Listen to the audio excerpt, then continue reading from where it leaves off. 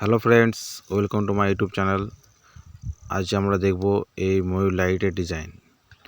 এই ময়ূর লাইটটা বানাতে প্রথমে আমরা 6mm রড নিয়ে একটা ডিজাইন বানিয়েছি এবং সেটাকে কাট পিস করে ওয়েল্ডিং করা হয়েছে।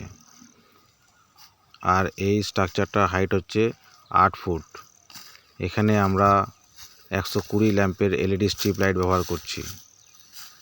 প্রথমে স্ট্রিপ লাইটগুলোকে ট্রান্সপারেন্ট পাইপের সাহায্যে ওয়াটারপ্রুফ করে নেওয়া হয়েছে এবং তারপরে স্ট্রাকচারের ওপর কেবল টাই দিয়ে একটার পর একটা আটকানো হয়েছে। এখানে আমরা 5 কালারের স্ট্রিপ লাইট ব্যবহার করেছি: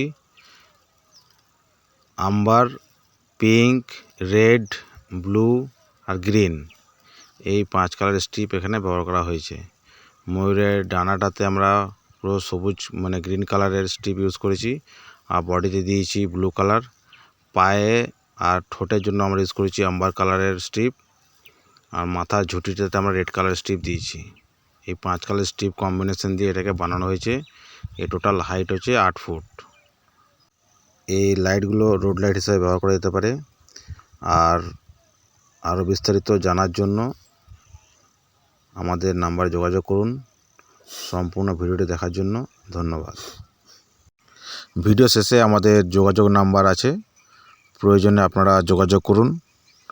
বিভিন্ন ধরনের লাইটের ডিজাইন পেতে আমার চ্যানেলে চোখ রাখুন। ধন্যবাদ।